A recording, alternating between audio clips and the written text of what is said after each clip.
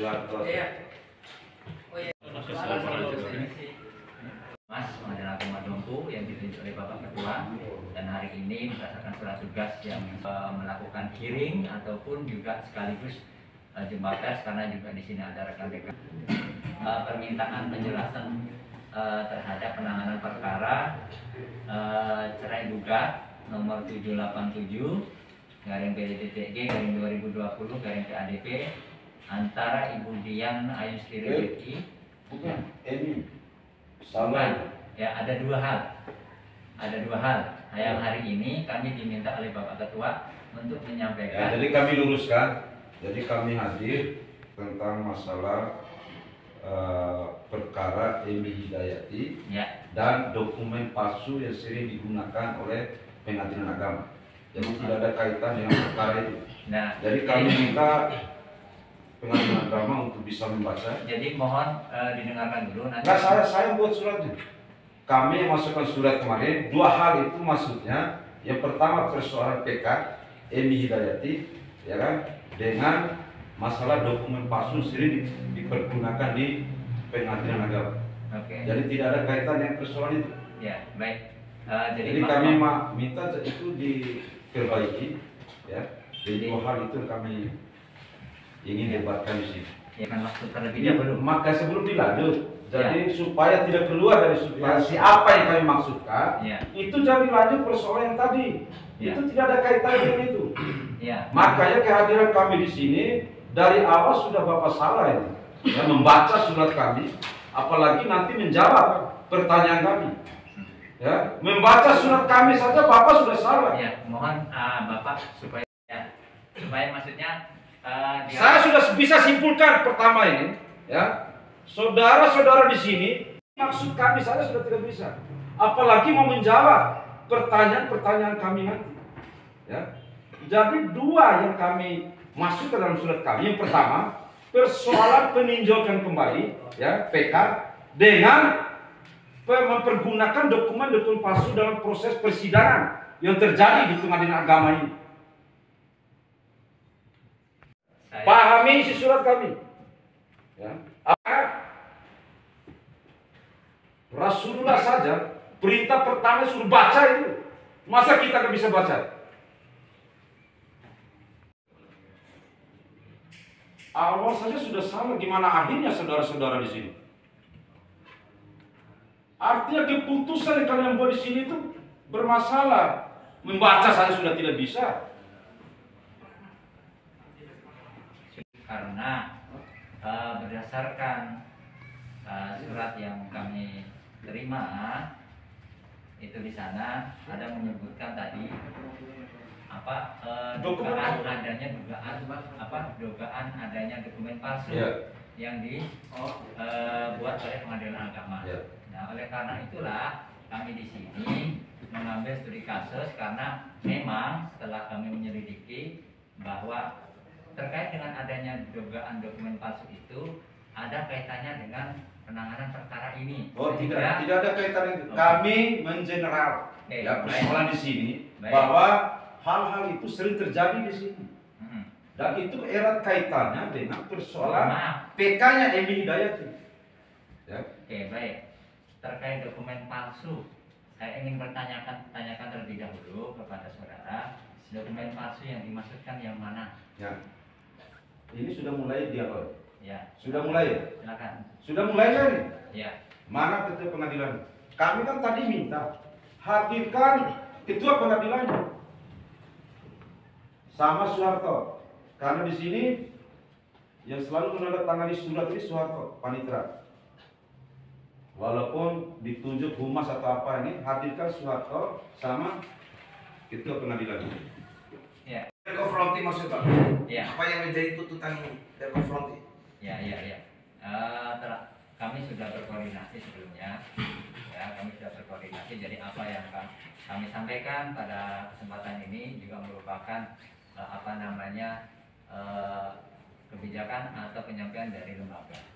Hanya tidak bisa dilihat hanya dari 1-2 pegawai, tetapi secara kelembagaan. Ya sudah. Maka kami sepakati dengan ketua tadi ya. Mas Kandus moderator nggak di dalam agensi ini gitu maksudnya atau gimana? bisa juga nanti di Dan bisa juga kan ini mau mulai ya. Iya. Kita ini Atau gimana? Saya Nah, ini agar bisa Bapak perkenalkan pembicaranya yang akan mempertasekan apa yang menjadi persoalan kita ini nantinya, gitu maksudnya. Jangan Bapak yang bicara. Sebentar dulu ya, sebentar Itu dulu. terlalu Saya panjang sampai, itu. ya, tahan dulu Bapak ya. Saya sampaikan kepada Bapak-Bapak semuanya. Pak Ketua dan pimpinan lain sedang berbicara dan berkoordinasi dengan pihak keamanan lagi menghadap sini. Karena ada dua, Bapak mau menyampaikan aspirasinya. Nanti kita akan memulai acaranya. Sebentar dulu, kami tidak berpanjang kata. Kami akan memperkenalkan apa yang menjadi kepentingan atau keinginan bapak-bapak semuanya yang datang di kantor yang kita cintai di Pengadilan Agama Dopu. Telah hadir di depan kita, saya perkenalkan mulai dari yang paling kanan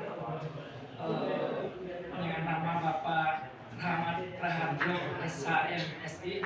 Jabatan beliau di Pengadilan Agama Dopu adalah salah seorang hakim senior dan ditunjuk sebagai humasnya Pengadilan Agama Dopu. Terus yang kedua dan hadir juga di hadapan kita dan di tengah-tengah kita Bapak Wakil Ketua Pengadilan Agama Dopu. Sebelum lebih lanjutnya lagi untuk sebentar dulu. kita yakini bahwa kita Islam semua. Kita moderator bahwa ini sebenarnya bentuk kecintaan kami terhadap khususnya terhadap daerah kami, ya, dan pengadilan agama. Jadi hari ini juga merupakan hari paling luar biasa buat kami. Dimana dan harus diingat dan dengan cara inilah, ya kan, kami menuangkan rasa cinta kami terhadap daerah. Ya, tadi bahwa kami dalam bentuk cintanya kami, kita bekerja seperti satu ini, ya kan. Jadi bentuk cinta kita bersatu. Jadi konsepnya kami bersihkan kotoran itu bukan sendiri-sendiri, tapi dalam bentuk perjuangan kami bentuk seperti satu ini. Mempertanyakan. Ada dua hal seperti apa disampaikan dari Pak, yaitu persoalan proses hukum yang terjadi di pengadilan agama ini terkait dengan ya, peninjauan kembali APK dari hasil keputusan pengadilan pertama. Yang kedua, pengadilan agama juga kami ingin tahu, ya, masyarakat ingin tahu bagaimana sih proses perceraian itu terjadi di sini, ya, mulai dari proses datanya, ya, data si A, data si B yang mau bercerai, terutama yang kaitannya dengan masyarakat Dompu yang pegawai negeri sipil. Ya, di garis bawahi, terutama pegawai negeri sipil. Bagaimana sih hubungan kerja antara pengadilan agama dengan pemerintah daerah? Itu yang kedua. Ya, jangan sampai apa yang dilakukan di Pemda pemerintah daerah sebelum masyarakat ini bercerai, ya, itu tidak dipakai oleh pengadilan agama. Contoh yang terjadi selama ini di pemerintah daerah itu ada proses yang mereka lakukan untuk persoalan cerai. Ya, yang pertama mereka bagaimana ketika mereka, ya kan, bersikukuh ingin bercerai, maka di sana ada proses yang dilakukan oleh pemerintah daerah. Ya. Prosesnya diantaranya adalah itu membuat perjanjian antara pasangan ini, ya, baik itu yang berhubungan dengan apa yang ada dalam rumah tangga, ya, dan yang lain-lain, terutama masalah anak. Dan itu dilakukan dan diproses di pemerintah daerah. Dan apakah proses dilakukan oleh pemerintah daerah di sini, ya kan? Sudah ada hubungan kerjasama enggak dengan PAI? Sudah, ya. Contoh dulu. Akan lahir perjanjian misalnya harta gonogini. Harta gonogini bahkan sampai harta gonogini dibahas di pemerintah daerah. Lalu sampai di persidangan perjanjian itu tidak dipakai. Nah, mungkin itu dulu ya. Hubungan yang pemerintah daerah dijelaskan. Baiklah, mungkin kita lembaga peradilan, dan ini tentu menjadi terlebih terkait dengan adanya status para pihak yang PNS ya. Yang jelas kami perlu jelaskan bahwa terhadap para pihak dalam persidangan pertama kami akan terlebih dahulu melakukan klarifikasi, melakukan pengecekan atau pemeriksaan terhadap identitas para pihak. Nah, pemeriksaan tersebut dilakukan melalui pertama kartu tanda penduduk. Meskipun begitu, karena kartu tanda penduduk kadang juga tidak update, kami tanyakan secara langsung kepada prinsipal atau penggugatnya. Benar pekerjaan sudah sesuai dengan yang ada di kartu tanda penduduk? Tidak.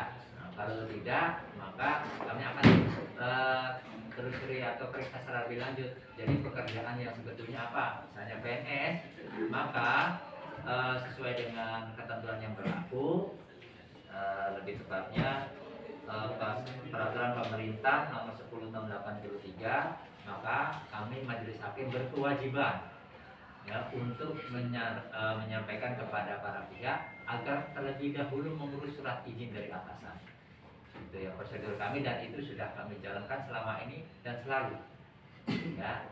Nah, kapan atau berapa lama tenggat waktu yang kami berikan kepada para pihak untuk mengurus surat izin jikalau memang pada saat pengajuan belum ada surat izin dari atasan untuk melakukan perceraian, itu selama-lamanya menurut petunjuk atau ketentuan SEMA nomor 5 tahun 1984 tentang petunjuk pelaksanaan peraturan pemerintah nomor 10 tahun 83 itu 6 bulan ya selama-lamanya.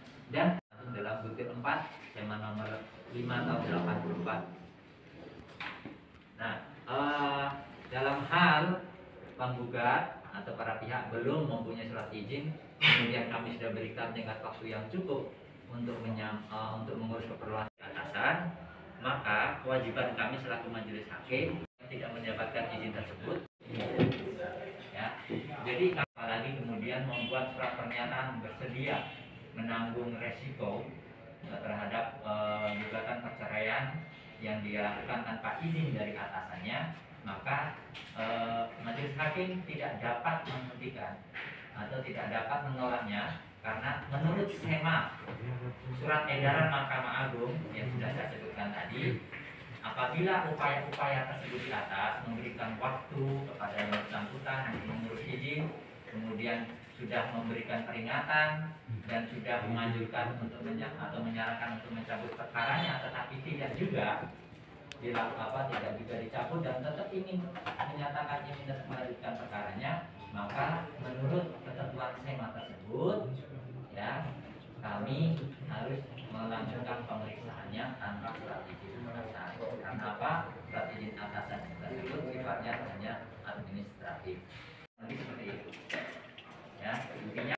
Jadi tadi lebih menitik beratkan pada persoalan SEMA ya, yang hanya untuk minta izin pada atasan dengan batasan waktu hanya 6 bulan. Maksud kami di sini juga bahwa dalam persoalan izin di tingkat pemerintah daerah perceraian PNS ini ada proses yang dilewati oleh kedua belah pihak ini memperceraikan.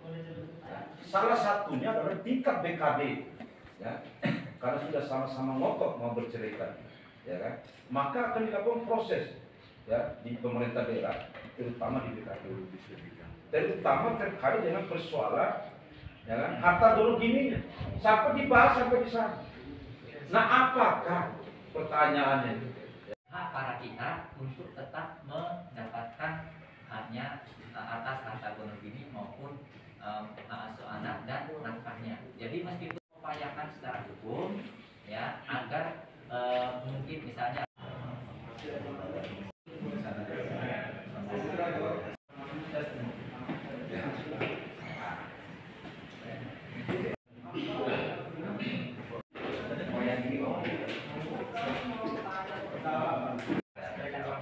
Oke, demikian tadi konfirmasi balik dari Bapak Samsudin. Kita kasih mungkin bahwa penambahan aja. Ketika yang melakukan perceraian adalah PNS, ini ada proses yang harus dilewati, yaitu adanya izin dari atasan. Dan di Pengadilan Agama Dompu ini kemarin kami sudah membuat MOU dengan Pemda dan ini belum ditandatangani ya kemarin ya. Sudah kami sampai menghadap ke sana bahwa akan untuk kedepannya akan mempersulit proses perceraian bagi PNS, bahkan beliau akan bahkan kalau bisa tidak diizinkan PNS itu untuk bercerai. Ini MOU yang baru kita buat. Mungkin yang sudah berjalan karena MOU itu belum dibuat, sehingga mungkin pengalaman yang lama bagi PNS itu mungkin agak longgar. Sekarang kami dari Pengadilan Agama Dompu sudah akan membuat MOU tersebut dan akan ditandatangani dan sudah disetujui oleh Bupati Dompu sekarang. Kalau yang sebelumnya kami belum tahu dan memang belum ada ya, belum ada. Terus yang berkaitan dengan persoalan tadi, ternyata di Pemda sudah membuat ada kesepakatan mungkin lewat BKN ya, bahkan di BKD ya, oh ya BKD di BKD buat kesepakatan bahkan ada perjanjian damai yang berhubungan dengan harta bersama. Nah, kalau yang karena antara harta bersama itu hanyalah merupakan sifatnya akibat dari perceraian. Ketika yang bersangkutan para pihak itu ternyata datang ke Pengadilan Agama, dia mengajukan perceraian tanpa dibarengi oleh harta bersama, maka yang kami proses di sini adalah tentang perceraian.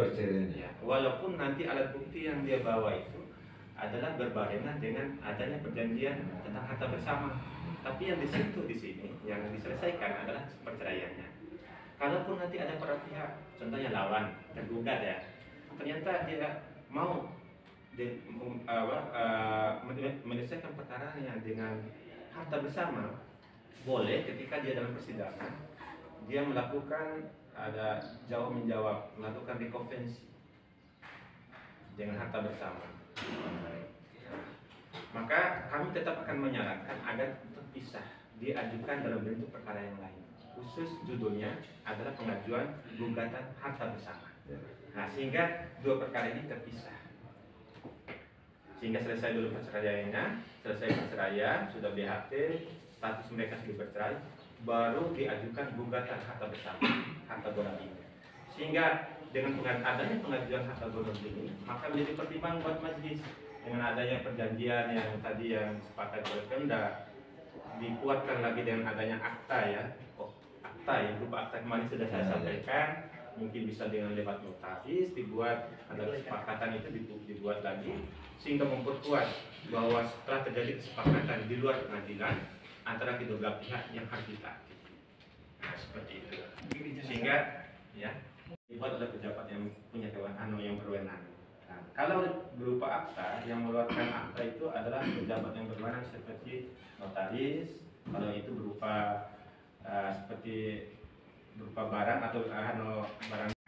Kalau Pemda itu sifatnya adalah hanya perjanjian damai yang di situ tertera poin-poin yang sudah disepakati. Nah, nanti diperkuat lagi di bawah itu kesepakatan tadi lewat akta notaris untuk diperkuat bisa dijadikan sebagai alat bukti yang otentik bahwa sudah telah ada kesepakatan di antara kedua pihak. Agama ini baru ini bulan-bulan ini katanya MOU dengan pemerintah. Sedangkan di semanya tadi kalau nggak salah dengar ya, PNS harus berizin pimpinan atasan. Kata izin dalam bahasa Indonesia ini, ya kan, kata izin bukan seperti kita izin sakit di sekolah. Berizin di pemerintah daerah, berizin di atasan di pemerintah daerah. Ada prosesnya, ada mekanismenya. Kemarin kami menerima apa yang disampaikan oleh Pak Ketua. Tapi di sini perjanjian dengan pernyataan itu beda. Dalam hukum, walaupun saya SMA, dalam hukum itu perjanjian bisa dipakai. Ya, walaupun belum bentuk akte, tetapi kita sampingkan akte, perjanjian, pernyataan. Tapi kita kedepankan bahasa izin pimpinan.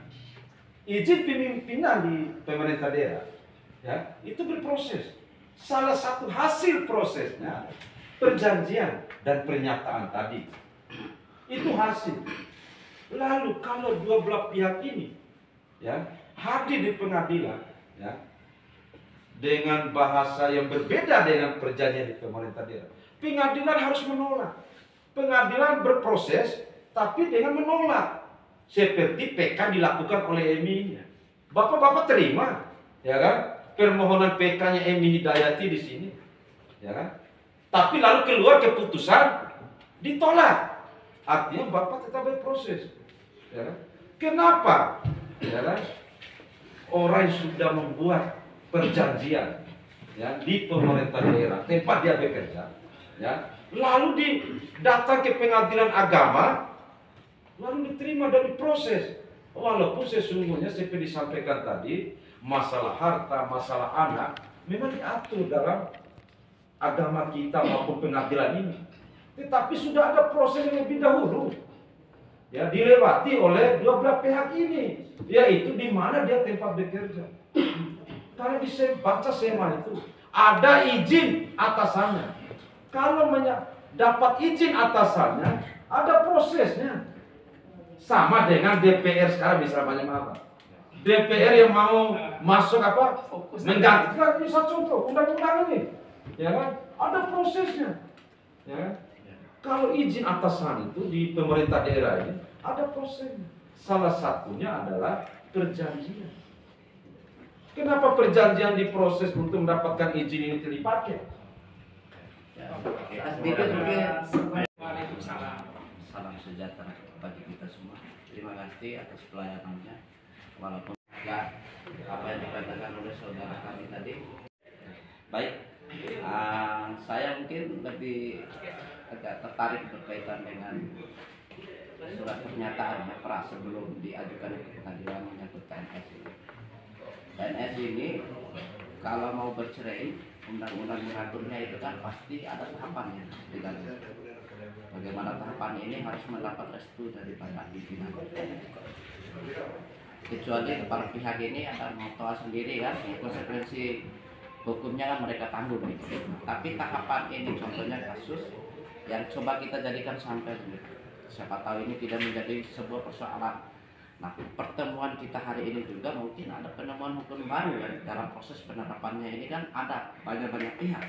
Contoh berkaitan dengan kenapa perceraian misalnya. Perceraian ini diajukan kalau tidak diajukan karena hakim atau pengadilan ini kan bersifat pasif. Pihak mengajukan perceraian. Mereka tidak tahu efek dari perceraian ini banyak. Harta lah, anak lah, dan bla bla bla bla. Ya kalau mau mengajukan, ajukan lagi. Nah, ini coba ya. Bahwa hukum hari ini kan kalau kita melihat secara penerapannya itu menjolimi rakyatnya. Harus kita sepakati itu walaupun normatifnya seperti itu. Karena dibikin lagi orang yang berperkara itu tidak ada yang baik. Maksudnya pengadilan karena tidak ada kesepahaman. Ini catatan. Mungkin kalau misalnya pergi kemana itu menjadi lah. Terus yang kedua, di saat mediasi misalnya bunuh diri ini harta bersama ini. Saran pengadilan ini bijak sekali. Bagaimana nih membuat tetap terbangun apa segala macam anak dan sebagainya, bla bla bla yang intinya pada kebaikan. Di mana kebaikan orang yang masuk pengadilan ini karena memang sudah tidak ada kata sepakat gitu loh. Dimediasi oleh pengadilan untuk baik kan maksudnya. Itu benar. Nah, dari rangkaian proses itu saya belum masuk substansi ini ya, pengalaman. Mungkin ini juga sebagai apa namanya catatan-catatan kalau misalnya terjadi undang-undang pembahasan dan lain masukkan ya, secara pengadilan ini praktek. Saya masuk kepada substansi tentang perceraian dan pisah dengan kalau tidak diajukan oleh para pihak maka tidak dibahas karena hakim bersifat pasif.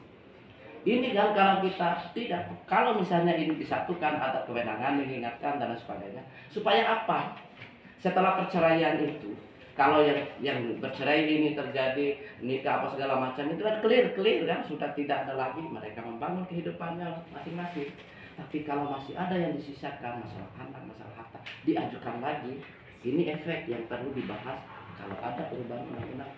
Tetap berkelahi lagi orang ini sampai mati. Bahkan 7 turunan terus berlanjut karena undang-undang ini memberikan ruang gitu. Temuan hukum baru soal catat. Saya kembali ke substansi. Berkaitan dengan surat pernyataan.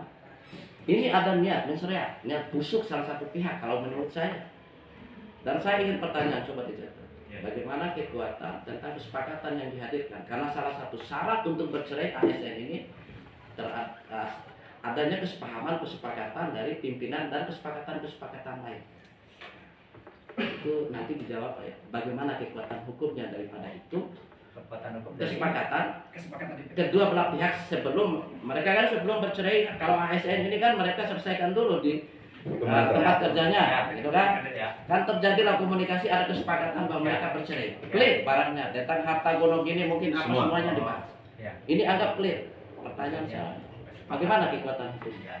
Misalnya dalam prosesnya itu beliau tidak mengajukan karena mereka sudah menganggap awam ini Pak tidak paham hukum, makanya awam. Intinya kalau bagi para pihak itu sudah ada kesepakatan mengikat dan ini moral.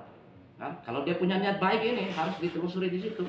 Nah, kalau ini mereka sudah ada kesepakatan, maka satu ada kewajiban mereka. Secara lehan hukumnya mereka mengajukan perceraian. Karena hal lainnya itu sudah clear sebelum mereka masukkan ke pengadilan. Tapi dalam proses pelaksanaannya para pihak mengkhianati itu. Misalnya dia menganulir daripada apa yang dilakukan. Contoh ini yang kita temukan, jelaskan semuanya untuk anak itu. Nah, pada proses di tengah perjalanannya, bagaimana kesepakatan yang sudah dibangun itu Sudah ditangkap. Terima kasih. Terima kasih Bapak John Edison. Kami tetap akan menjelaskan itu secara normatif, akan menjelaskan itu dari segi hukum juga mengenai dasar-dasar hukumnya. Jadi sudah kami tangkap bahwa adanya keterkaitan surat izin atasan dengan kesepakatan yang terjadi antara kedua belah pihak di BKD gitu ya. Ternyata setelah terjadi perceraian dengan adanya surat izin tersebut, kesepakatan diingkari atau tidak diindahkan oleh salah satu pihak gitu ya. Jadi begini, kami tetap dalam melaksanakan atau menangani perkara perceraian itu terhadap pihak-pihak yang status pekerjaannya adalah PNS mengajunya pada SEMA tersebut. Lalu bagaimana terkait dengan adanya kesepakatan kedua belah pihak di luar pengadilan? Sekali lagi kami harus katakan bahwa pengadilan bersifat pasif selama para pihak tidak ada yang mempersoalkan atau mengajukan ya gugatan terhadap kesepakatan tersebut, maka pengadilan tidak berwenang untuk intervensi atau tidak, ya intinya pengadilan bersifat pasif. Nah, terus bagaimana mengenai kekuatan pembuktian dari adanya kesepakatan di luar pengadilan? Maka tinggal dilihat apakah itu adalah akta di bawah tangan atau akta otentik. Kedua-duanya dapat dijadikan sebagai alat bukti di persidangan. Kedua-duanya dapat atau mempunyai hak yang sama untuk mengajukan hanya terhadap kesepakatan tersebut di depan persidangan. Yang jelas bahwa perjanjian yang sudah dibuat oleh pihak adalah menjadi undang-undang bagi alatnya, kan gitu ya. Nah, kalau ada yang manifestasi bahasanya begitu ya, lalu bagaimana? Para pihak disilakan untuk mengajukan gugatan terkait kesepakatan tersebut di pengadilan. Nah, kemudian nanti para pihak yang berada di bidang tersebut dapat mengajukan itu sebagai alat bukti. Nah, ketika karena namanya akta di luar pengadilan, akta, bahkan itu akta otentik sifatnya hanya sempurna dan mengikat, ya, tapi belum mempunyai kekuatan memaksa atau eksekutorial. Jadi para pihak belum bisa melakukan eksekusi secara hukum. Untuk bisa mendapatkan kekuatan seperti itu, bagaimana? Ajukan itu ke pengadilan, kemudian nanti pengadilan akan menilai bahwa memang telah terjadi kesepakatan, gitu loh. Kalau telah terjadi kesepakatan, maka pengadilan akan menetapkan putusan tersebut agar pihak mentaati isi kesepakatan tersebut. Dan apabila ada pihak-pihak yang merasa bahwa isi putusan tersebut tidak ditaati secara in natura oleh para pihak, dapat mengajukan permohonan eksekusi seperti itu. Jadi tidak berarti kemudian haknya itu hilang, kesepakatannya itu tanpa ada efek hukumnya, tetap ada, ya. Hanya mungkin prosedur hukumnya saja yang perlu kami perhatikan seperti itu. Ini menjadi akta notaris dalam proses ini, dan berarti salah satu pihak atau pihak ini supaya ini menjadi sebuah fakta yang bersifat otentik harus diajukan ke pengadilan, gitu. Jadi begini, kesepakatan ini kesepakatan di bawah tangan, iya, ya, karena tidak dibuat di hadapan atau oleh pejabat yang berwenang. Kalau ingin dijadikan sebagai akta otentik, maka harus ke notaris. Ya, satu. Tapi akta notaris itu sendiri. Sebentar, makin menjauh nih Pak. Sebentar. Banyak maaf moderator. Yang makin menjauh ini. Makin menjauh. Sebentar, moderator. Silakan. Kita ini, ya kan, minta penjelasan. Erat kaitannya dengan hubungan pemerintah daerah dengan pengadilan agama. Ya kan?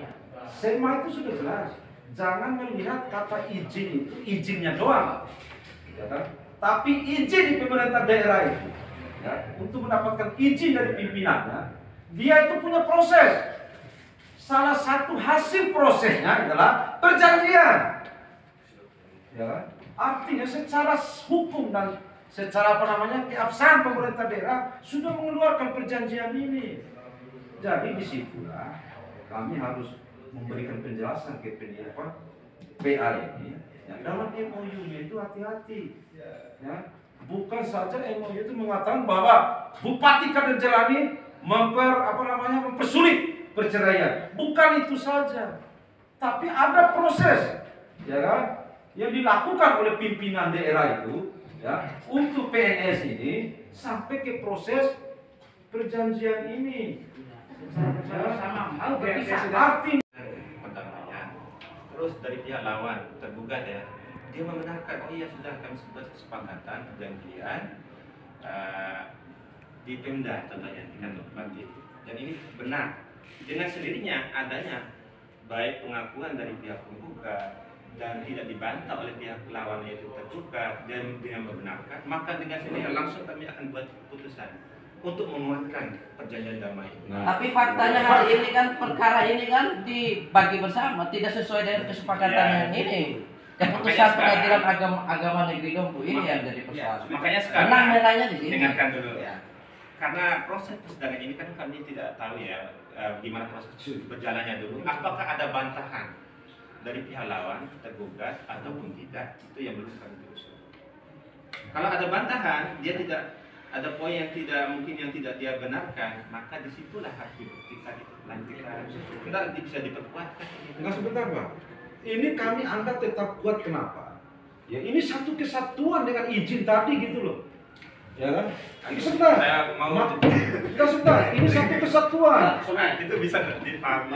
Saya bisa pahami, Pak. Proses ini kan sudah final. Jadi maksud kami, mungkin tidak ada bantahan. dengan dialog ini, apa masih ada upaya hukum lain yang harus ditempuh oleh penggugat ini? Sampai mana nih? Kan sudah perceraian. Jadi putusan Hari ini yang akhirnya. di PK itu. Iya, itu bisa putusan akhirnya. Belum PK Ya, kita masuk PK. putusan akhirnya, jadi begini Pak, kita kan datang secara solusi tidak berdebat Iya, Pak, karena pengadilan PA akan tetap mengacu kepada hal-hal yang normatif, gitu kan. Sementara kami mungkin mengangkat sebuah realitas dan fakta hukum, gitu. Cuma kan harus ada fakta-fakta, gitu kan. Apakah yang kami dengar bahwa penggugat datang ke pengadilan ini ingin menggugat lagi ini tapi ditolak gitu loh. Kenapa kami hadir hari ini? Mungkin begitu contohnya ya. Jadi kami menanyakan gitu kan, dengan adanya fakta atau novum lah menurut kami, walaupun dalam putusan perkara kemarin itu diabaikan oleh majelis hakim dan tidak dijadikan pertimbangan pada saat proses penceraian sampai selesai Pak, sampai ikrar. Ikrar kurang lebih putusannya itu bahwa harta gona gini itu dibagi. Itu kan berarti mengabaikan fakta bukti ini Pak, gitu loh. Jadi maksud kami datang hari ini, apakah dengan fakta dan novum hari ini, apakah kami bisa menempuh alur hukum yang lain untuk memperjuangkan apa yang menjadi fakta dan bukti ini? Itu loh kehadiran kami hari ini. Baik, Siap. Bisa saya jelaskan kronologi tentang perkara yang 790 yang dimaksud itu ya? Ini ya? Biar mungkin karena Lebih kemarin penjelasan dari Pak Isman itu dia keliru dalam memahami, hanya mungkin perlu kami luruskan. Itu yang kita dengan silakan Pak. Ya, dan kita ini tidak mau menyalahkan yang orang lain ya, tapi kami hanya ingin menjelaskan biar mungkin bapak-bapak bisa memahami bagaimana kronologi daripada perkara 790 itu. Baik. Bahwa perkara 790 ini sudah BHT ya, sudah bersifat tetap dan sudah dilaksanakan eksekusi real sampai 2 kali. Nah, itu masing-masing pada tanggal 25 Oktober 2018 dan tanggal 8 November 2018. Hanya bahwa pada tanggal 5 April 2019 walaupun sudah dilaksanakan eksekusi. Pemohon PK yaitu tergugat asal Bu Eni. Nah, dia mengajukan permohonan PK atas perkara APO dan sudah diputus oleh majelis hakim PK di Mahkamah Agung pada tanggal 19 Februari 2020 dan di PBT sudah diberitahukan amar putusannya kepada para pihak tanggal 8 September 2020 dengan amar yang pada pokoknya permohonan pemohon PK tidak dapat diterima. Nah, dengan alasan ini dari Mahkamah Agung ini, bukan dari kami sini. Dengan alasan pengajuan permohonan PK tanggal 5 April 2019 tidak bersamaan dengan pengajuan memori PK. Yang mengajukan ini kan para pihak, yaitu pemohon PK. Ternyata tanggal pengajuan permohonan PK dengan pengajuan memori PK ini berbeda tanggalnya. Kalau pengajuan permohonan PK itu tanggal 5 April 2019, sedangkan pengajuan memori PK-nya itu dia buat tanggal 8 April 2019. Nah, dasar hukum rumusan yang jadi pertimbangan dari sana, itu rumusannya hukum Kamar Perdata angka 14 SEMA nomor 7 tahun 2012 sebagai penegasan atas pasal 71 Undang-Undang nomor 14 tahun 1985 tentang Mahkamah Agung yang menyatakan memori PK harus diajukan bersama-sama dengan pengajuan permohonan PK. Harus.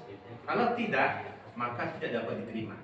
Nah, itulah yang membuat bukan di NO, tapi tidak dapat diterima.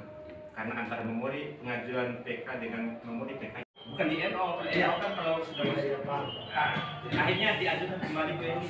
Yang selanjutnya untuk yang kedua kali pemohon PK menjadi tergugat asal kembali mengajukan permohonan pada tanggal 16 September 2020 atas putusan dan perkara yang sama. Ternyata dengan alasan yang sama dan perkara yang sama diajukan.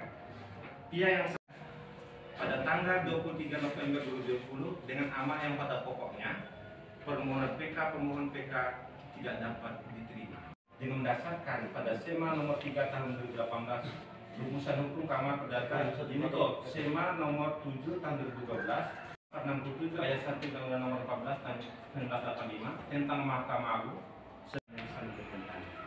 Ternyata PK yang kedua yang diajukan Bu Eni ini ternyata alasan-alasan terus perkara alasan-alasannya sama dengan yang pertama. Boleh diajukan PK yang kedua itu pada seandainya keputusan yang bertentangan, tetapi ternyata tidak bertentangan sehingga dari itu yang harus dipaham, bukan di NO. Mungkin salah ya kalau menjelaskan, tapi intinya seperti itu.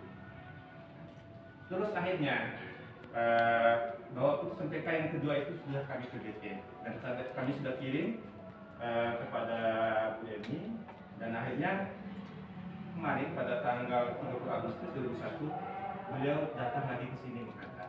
Ini dengan Pak Sobi ini datang ke sini dan kami sudah menjelaskan tentang prosedurnya. Teman-teman di bawah, Pak Iwan mungkin juga sudah menjelaskan tentang prosedur PK. Bahwa PK ini sudah mentok dan tidak bisa lagi diajukan, diupayakan, sudah jelaskan prosedur-prosedurnya. Ternyata ini tetap mendaftarkan. Akhirnya